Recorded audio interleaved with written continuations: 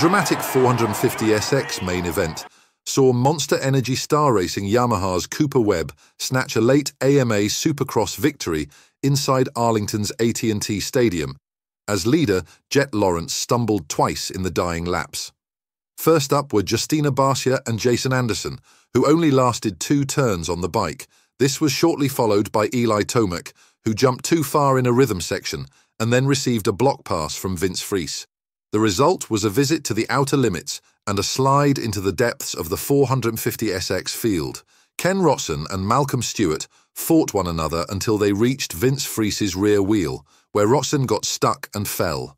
Malcolm Stewart, who was following him, could no longer avoid him and joined Rotson, who was lying on the ground. As the race progressed, Eli Tomac started beast mode and picked off one competitor after the other. At times, his lap times were 2 seconds faster than those of the still leader Jet Lawrence, but as already mentioned, the Australian was not spared from bad luck. Friese again and again. Both drivers ran into none other than Vince Friese in the washboard. Somehow you can almost feel sorry for Friesian, because at that moment he unintentionally decided the race. Friese drove left in the washboard and left enough space for the 2 brawlers.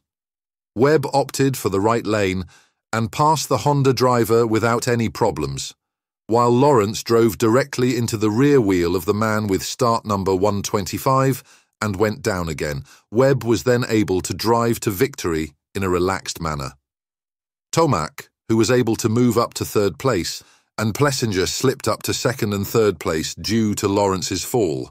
It's amazing how Friese is always involved in these accidents, even when he hasn't really done anything wrong. It's like he is a magnet or something. Those weren't really that bad compared to the usual Friese incidents. He seems to always be in wrong place at the right time. I mean, what's the saying, there's no bad publicity.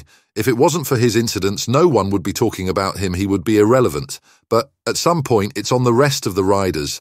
They all know how he rides and what he's going to do, yet they continue to let him get away with it.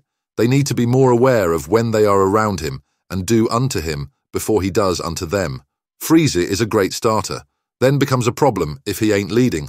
After his Wessex fiascos, you'd think he'd clean it up and ride with some integrity. Nope. He's a one-man show riding his own race, regardless of who's around him. The point is, when they are waving blue flag 2 corners before a pinch point in the track, maybe don't be in the main line. What I am saying is the guy is continually in the way because he disregarded the tools he had in place to know the leader as approaching. He knows how far off pace he is. Well, he was in 11th in a 450 Supercross main event, so no, you don't pull off to the side of the track, you hold your line. All the pros have spoken about this. He did exactly what he should have done. Jet even himself said that incident was all his own fault.